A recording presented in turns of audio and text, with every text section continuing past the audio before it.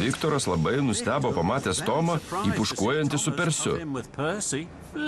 Po 100 katilų. Kas dabar nutiko, bičiuliai? Paprašiau Persio nugabenti mano krovinį. Jo vožtuvas trūko. Kodėl pats nenugabenai krovinio? Na, aš ne... Nes jis... Ai! O, Kevinai, labai lėtai, švelniai. Atleisk, bose, tiesiog nuslydo nuo kablio, žinau. Tuomet Tomas pamatė senas detalės. Jis žinojo, kad Hiro jų reikia.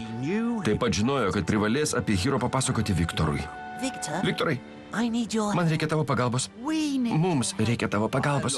Visuomet tau padėsiu, mano drauge. Ko tau reikia? Taigi Tomas papasakojo Viktorui apie Hiro.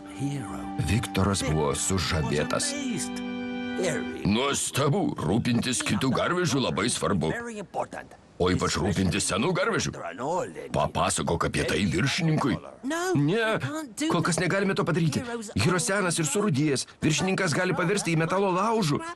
Bet jei Hiro vėl taps naudingas, viršininkas to nepadarys. Gerai, suprantu. Galėsi imti viską, ką paliksiu tame kampe. Tomas ir Persis buvo laimingi. Ačiū, Viktorai. Gerai, Persi, dabar imkimės tavo remonto.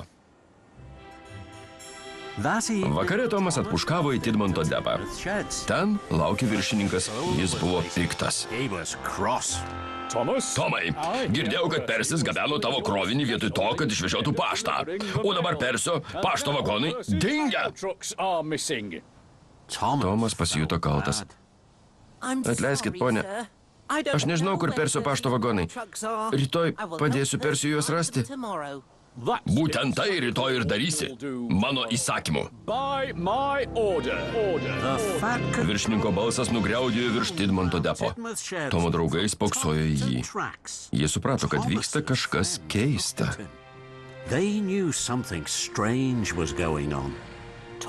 Tomai, ar viskas gerai? Tomas giliai atsiduso.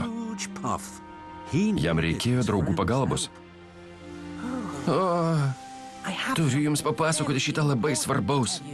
Kai virš Tidmonto depo suspindo žvaigždės, Tomas papasakojo draugams apie Hiro. Garvežiukai dar niekada negirdėjo tokios nuostabios istorijos. Kitą rytą Tomas buvo tikrai labai naudingas. Jis puškavo ir švilpė nesustodamas, nepailsėti. Spenceris stebėjo kiekvieną Tomo judesį. Spenceris nenuvažiavo darbuotis į hercogų vasarnamį. Jis buvo pernelyg užsiėmęs Tomo sekimu. Todėl nepastebėjo, kaip Gordonas tempė platformą su senomis variklio dalimis Hiro. Tomas pamatė Gordoną. Gordonas pamatė Tomą. Jie nusišypsojo.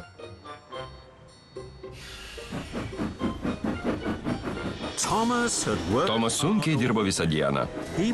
Jis traukė į Sodoro dirbtuves. Prieš akį pasirodė Gordonas, jis plačiai šypsojosi. Jis buvo laimingas, kad gali padėti Hiro. Darbas atliktas. Dabar turiu paskubėti. Ekspresas negali vėluoti. Puikiai padirbėjai, Gordonai. Ačiū, Tomai.